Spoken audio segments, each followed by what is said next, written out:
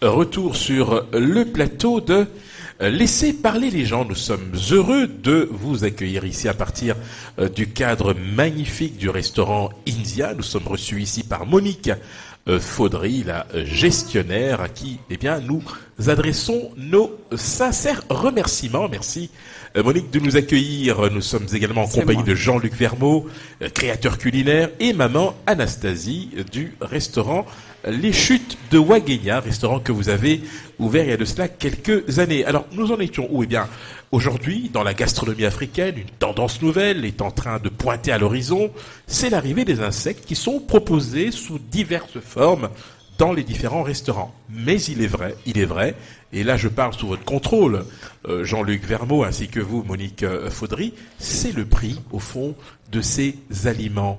Est-ce que ce n'est pas finalement une tendance plutôt élitiste, quand on y réfléchit, Monique Faudry? Élitiste, non. Enfin, je pense que c'est surtout l'ignorance du public ici en Europe qui est assez aiguë quant à la qualité et au prix de ces insectes qui sont tellement riches en nutriments et qu'ils ignorent, et que pour eux, vous leur demandez de payer un assortiment de 8-10 chenilles. Mais on parle quand même de 40 € les 100 grammes. Hein. Oui, c'est extrêmement cher. Et pour quelque chose de rebutant à l'œil, ils ne sont pas prêts à payer le prix.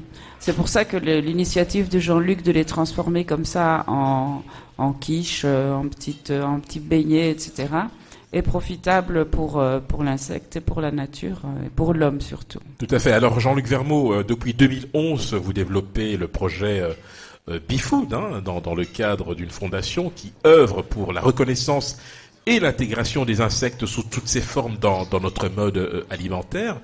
Quelles sont les raisons qui ont milité en faveur de cette initiative? Mais principalement le fait que j'en consomme depuis que je suis tout gamin. Vous êtes consommateur. Je suis né au Congo, et de par le parcours professionnel de mon père, qui a beaucoup voyagé dans le Congo, j'ai été amené à me rendre compte déjà très très jeune de l'intérêt et de la consommation tout simplement d'insectes. Et donc j'ai participé sans le relever intellectuellement à l'époque. C'était un aliment qui était intéressant, qui était consommé de manière saisonnière, et le goût était particulièrement attrayant. Que ce soit les termites, que ce soit les mbinzo, les mpossé, les criquets, les grillons. Voilà, donc on a eu l'occasion de goûter un peu à tout ça. Et de retour ici, en ayant fait un parcours un peu dans la gastronomie, je me suis rendu compte que, évidemment, tout ce que nous consommons, tout ce que nous mangeons aujourd'hui, on a appris à le consommer, on a appris à le manger, on nous a appris à le manger. Des tendances, des modes ont permis à certains aliments de percer au niveau du marché. Aujourd'hui, on a des scampi de manière tout à fait naturelle dans nos assiettes, mais il y a une vingtaine d'années, c'était quand même un produit qui était pas commun, je dirais. J'exagère, peut-être 30 ans. Moi j'aime bien les scampis. Voilà. Ouais. Alors le scampi et l'insecte, on fera un parallèle entre le scampi et le criquet, le criquet migrateur africain. Donc, quelque part, quand on les analyse à la loupe ou au microscope, ils sont pas très sexy, évidemment. Ils font un peu peur, ils rebutent, mais ils sont tous les deux, quelque part, au niveau physionomique, dans le même registre. On a un insecte de la mer, et là, on a un insecte terrestre. Alors évidemment, il faut séduire, il faut éduquer. Le côté pédagogique a beaucoup d'importance. Et notre fondation BeFood s'attelle à ce niveau-là à rencontrer les jeunes, qui seront principalement notre clientèle de demain, nos futurs consommateurs, et qui vont au-delà de l'aspect physique, de l'aspect de la bestiole, entre guillemets, s'intéresser aussi au pourquoi les consommer. Et donc le pourquoi les consommer nous intéresse particulièrement, parce qu'à ce niveau-là, on peut leur expliquer et on peut rentrer dans le vif du sujet, à savoir, il y a des soucis en termes de système d'élevage et de système d'agriculture. Il va falloir réformer tout ça. C'est vos générations qui seront les détenteurs des clés de la future alimentation des 9 milliards d'êtres humains qui seront sur la planète dans un très proche avenir. Et comment pouvoir y arriver? Bien, il y a plusieurs pistes. Précisément, il y a plusieurs pistes, nous allons y revenir, mais tout de même, est-ce que, au-delà de l'aspect prohibitif, je parle du prix des insectes, je l'ai dit tout à l'heure, 40 € pour 100 grammes, c'est quand même énorme. La solution, ce n'est pas la transformation en farine, par exemple. Est-ce que là, pour le coup, ça permet au fond au plus grand nombre d'y accéder pour un apport nutritionnel bien important? Il y a cette transformation, mais au départ, déjà, l'intérêt que porte la FAO au niveau de l'élevage est un intérêt réel parce qu'il va permettre de stimuler également un secteur économique dans nos pays, sur notre continent, à savoir que les insectes sont évidemment des récoltés. Donc c'est de la récolte, c'est saisonnier, on n'en a pas toute l'année. Pourquoi ne pas les élever dans les périodes où ils ne sont pas fournis par la nature? Donc ça, c'était déjà une première approche. La deuxième approche, c'était pourquoi ne pas utiliser plus l'insecte comme additif en termes d'apport protéines avec nos bases alimentaires traditionnelles, que ce soit le foufou, que ce soit la semoule, que ce soit d'autres bases alimentaires, en insérant tout simplement l'insecte sous forme de farine. Alors le prix est prohibitif, évidemment, parce qu'il y a non seulement la reconnaissance de l'AFSCA qui bloque nos produits vers l'exportation, puisqu'ils ont un souci avec la traçabilité.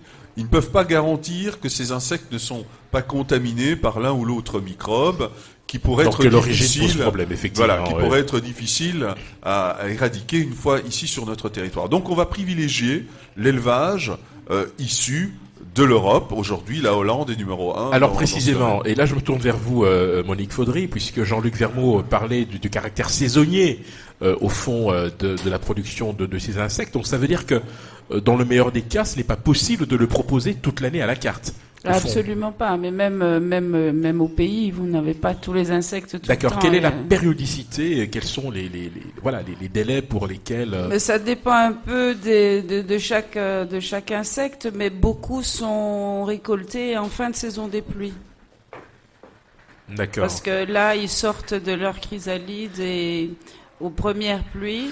Aux dernières pluies, normalement, ils devraient se transformer soit en papillons, soit en coléoptères, ça dépend un peu de chacun. D'accord. Et commencer leur vie d'animal, quoi. Ok, alors, Maman Anastasie, on va revenir à une cuisine plus conventionnelle, on va dire ça comme ça. J'ai dit tout à l'heure, votre restaurant attire beaucoup de clients, effectivement. En dehors du restaurant, est-ce que vous proposez un service traiteur ?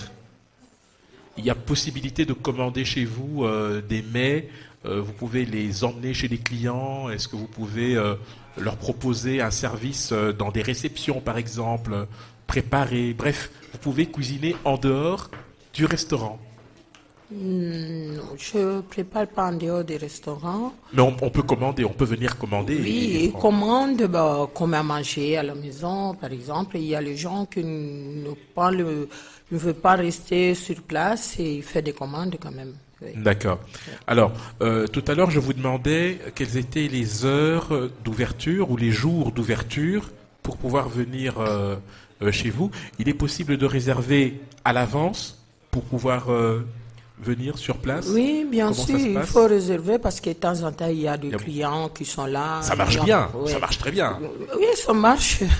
Si, par exemple, tu m'appelles, tu me dis que voilà, par exemple, on est 3, 4, 5 personnes, comme ça, je garde quand même la place. Et sinon, tu viens trouver les gens qui sont là et 2, 3 là-bas. Je peux pas le mettre de lui dire que voilà, mets-toi debout et parce qu'il y a les autres, ils sont. Non, si tu m'appelles, à ce moment, je sais, il y a quelques clients, ils peuvent venir, alors je peux réserver la place. Tout à fait. Ouais. Et parmi les clients que vous avez eus jusqu'à présent, est-ce que il y en a qui vous ont déjà demandé quelque chose qui n'est pas sur la carte? Oui. Par exemple, quoi par exemple? Ils ont demandé plusieurs fois, par exemple, vous avez comment on dit ça, les pondoula avec avec de bicarbonate de chez nous. Oui, oui, limbondo. Oui. Et ça, voilà. c'est Équateur. à Lingala. Oui, ok, d'accord. On a demandé de l'imbondo, on demande aussi des lituma, et Ok. puis demande de, comme par exemple, quoi encore.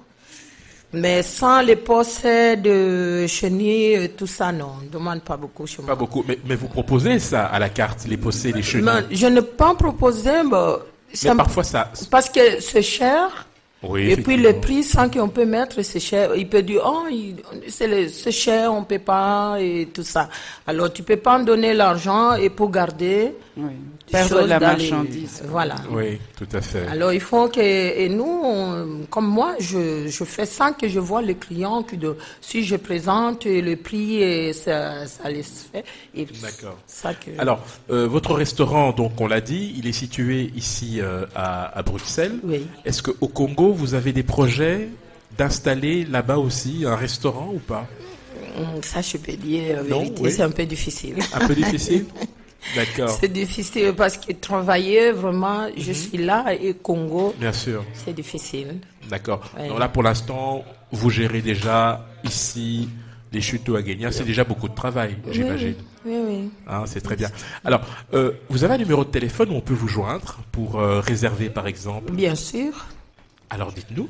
c'est 486 216 et 6. D'accord. Moi, je l'ai mémorisé parce que comme j'ai très faim, je viendrai très prochainement chez vous. Hein, alors, votre spécialité, parce que là, je n'ai pas eu de réponse par contre. Qu'est-ce que vous proposez de plus courant, en tout cas, qu'est-ce que les gens aiment le plus et que vous proposez à la carte? Voilà, la carte, c'est ça que je vous avais dit. Oui. Je propose pas beaucoup de choses. La chèvre grillée, le tilapia brisé. Ok. Et, Et le tilapia, qui vous le fournit en fait? C'est facile à trouver le Oui, tilapia? oui, bien sûr. On trouve ici et partout. Ok. Il y en a, oui. D'accord. Ouais. Et puis, il y en a des ailes de poulain Ok. et des macayabous. Voilà. D'accord. En tout cas, c'est bon à savoir. Moi, je promets, je viendrai. Hein. Jean-Jacques Ah non. Ben, qui est le directeur, ou plutôt le concepteur de Radium Beauté, je parle sous son contrôle, me fait savoir que nous serons très prochainement chez vous, aux chutes de Ouagenia. Maman Bienvenue Anastasie. à tout mon cœur que je vous Ah, ben attends. voilà. Et je lirai aussi. Merci. Oui. Merci beaucoup. Monique Faudry, nous évoquions il n'y a pas très longtemps, au cours d'un entretien que vous avez eu la gentillesse de m'accorder, au fond, le regard que l'on pourrait avoir aujourd'hui sur la gastronomie dite africaine. On a évoqué évidemment cette évolution notable, en dépit du coût quelque peu important. Alors, dites-nous, vous, ici, au niveau de India, parce que c'est ici que vous nous accueillez, vous avez tendance, je dirais, à renouveler votre carte en fonction des périodes, hein, j'imagine. Mais est-ce que vous pensez avoir atteint, au fond, vos limites, ou est-ce qu'au contraire, il faut chaque fois se réinventer, se remettre en question pour proposer du neuf et vraiment de l'originalité aux clients? Alors, chez nous, en fait, on fait une cuisine qui est tout à fait classique. Hein, on a une cuisine qui a une base tout à fait classique. Maintenant, l'imagination de chacun ou le goût Quand vous de dites chacun. base, qu'est-ce que c'est? La base. Mais par exemple, si vous demandez un poisson fumé à la sauce tomate, c'est la sauce tomate comme on mange à Kinshasa, etc. Une sauce tomate nature. Mais si vous avez une idée autre, par exemple, vous voulez un gibier avec la sauce à la moimbe, avec les feuilles d'oseille, on peut le faire aussi. C'est chacun, il demande vraiment ce qu'il a envie. Notre carte, c'est vraiment une base qui est, je dirais, neutre pour tout le monde. Et à partir de cette carte, chacun peut s'imaginer le plat qu'il a envie de manger. Donc il et est le possible demander. de décliner au Absolument, fond. oui, oui. Alors, et alors oui. pour aller plus loin sur l'évolution, je pense que quand bon, je vais pas me vanter, mais comme ça marche bien, la formule que nous avons, le buffet, là, fonctionne très très bien.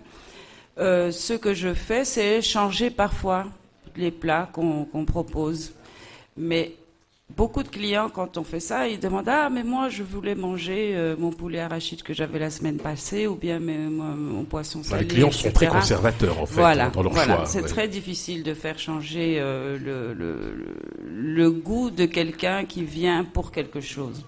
Donc, ici, on reste très classique. Et si jamais j'avais l'occasion d'évoluer, ce serait probablement dans un autre lieu. on ferait une cuisine qui serait plus, je dirais, pas métissée, pas européanisée, mais allégée. Genre, au lieu de servir le poulet avec la peau, on enlèverait la peau, on désosserait. Alors, je précise à ce sujet que, bon, c'est quand même une expérience que vous tentez déjà avec le premier mercredi du mois, vous faites venir. Parlez-nous un peu de cette initiative. Voilà, donc un chef vient et propose ses créations. Comment ça se passe? Mais alors c'est une création qui est en fait mixée, la cuisine européenne et la cuisine africaine. Soit une préparation africaine pour un mets européen, soit l'inverse, une préparation européenne pour un produit africain. D'accord. Alors et c'était pas mal du tout la dernière fois. Vous avez goûté la cressonnette au criquet là. Bah écoutez, ça va faire plaisir à Jean-Luc Vermaux, puisqu'il se trouve effectivement que j'ai eu à goûter ce plat. C'est très surprenant. Je vous trouve très beau depuis. Ben voilà, c'est très bien. C'est très bien, Jean-Luc Vermaux. Alors, je précise quand même à l'attention de ceux qui nous écoutent que Monsieur Vermaux, sous ses airs modestes, a quand même travaillé dans un établissement classé 3 étoiles. Ça ne s'invente pas. Mais comment vous expliquez cette boulimie, cet entêtement, à la limite, que vous avez à convaincre des chefs étoilés de pouvoir intégrer dans leur préparation les insectes? Dites-nous tout.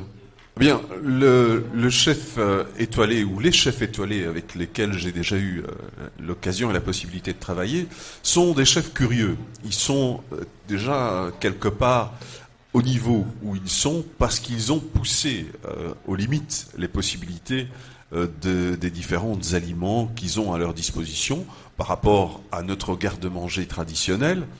On a toujours un petit temps d'avance, du moins quand on est chef et qu'on a à sa disposition une batterie de cuisine et des moyens pour pouvoir faire de la recherche, justement pour ne pas stagner, pour être toujours un petit cran au-dessus des autres.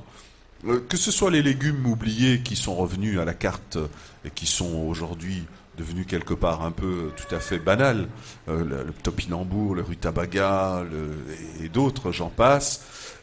Bien, ce sont les étoilés qui ont été les déterrés, qui ont refait appel à des maraîchers, qui ont refait appel à des gens qui sont encore proches de leur terroir, qui ont envie de cultiver les choses correctement, qui ont envie de proposer des produits propres et sains. Aujourd'hui, on parle du locavore. Locavore, c'est quoi? Ce sont des gens qui veulent absolument consommer local. Ils vont manger des produits qui viennent de maximum 50 km autour d'eux. Bon, c'est une démarche intellectuelle, c'est une démarche sociétaire, qui est importante.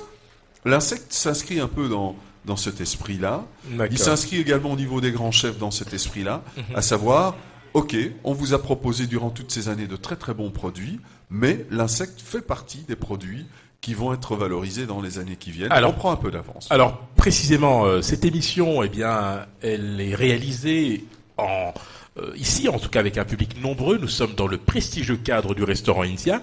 Et comme il nous reste quelques petites minutes, 5 exactement, je vais prendre 2 questions dans le public. S'il y a 2 personnes qui souhaitent poser une question à l'un de nos 3 invités, vous venez ici juste à ce micro pour pouvoir adresser votre question. Y a-t-il un ou une volontaire? On ne se bouscule pas.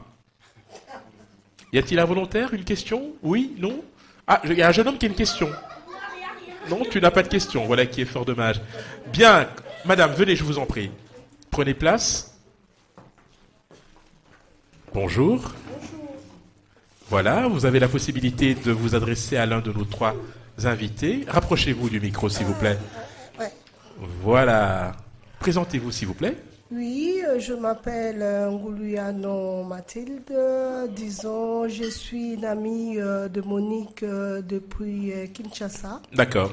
Et je connais India depuis Kinshasa. Et disons, j'ai toujours vécu dans cette ambiance de nourriture. Et la nourriture, comme nous l'appelons chez nous, chez les Bangalas, c'est une nourriture tout à fait simple, saine, et avec beaucoup de légumes, beaucoup de de saveur, sans aucun graisse, parce que chez nous, au village, quand on fait la préparation, on ne met pas de la graisse. On verse un tout petit peu de graisse au-dessus. Et voilà. C'est tout simple. Merci infiniment. Ouais. Vous avez une question spécifique ou bien c'était juste un témoignage? Oui, c'est Voilà. un témoignage. Merci infiniment. Ici, à India, quand je viens manger, Oui. quand j'ai passé 1 mois, 2 mois, je dis je vais à India pour manger telle et D'accord. telle préparation. Merci infiniment pour ce témoignage, chère madame. Alors, une dernière intervention peut-être. Est-ce qu'il y a un volontaire? Oui, madame, venez, je vous en prie. Venez. Bonjour. Prenez place. Alors, présentez-vous, chère madame. Oui, bonjour. Je m'appelle Elena Matundu. Alors, je suis présidente d'une association qui s'appelle le Groupement des femmes africaines intégrées et actives, donc le GFAIA. Et voilà, donc j'ai été invitée aujourd'hui. Et vraiment, je ne m'attendais pas à trouver donc une dégustation d'insectes comestibles. Voilà. Je vous avoue que je suis réticente à la base. Mais aujourd'hui, j'en ai goûté. Donc, Vous savez ce qu'on dit, hein? Ne dites jamais Fontaine. Voilà, Ah, voilà. c'est très bien. Et je trouve ça vraiment extraordinaire qu'on puisse mettre tous ces plats, parce que chez nous, ce sont des plats qui se mangent tous les jours. Et je pense qu'il est important, effectivement, d'apporter ça sur la table, en plus d'une façon je trouve que c'est très raffiné. Je vois que c'est un témoignage, hein, plus qu'une question. Oui, c'est j'imagine. très raffiné. D'accord. Non, j'ai une question quand même, parce Ok. que... Elle est adressée à qui, la question? à monsieur Jean-Paul Vermeau. Jean-Luc Vermeau. Jean-Luc, pardon. Ok. Et je voudrais savoir qu'est-ce qui vous a poussé à mettre, par exemple, je vois qu'il y en a qui sont sous forme de poudre. Voilà.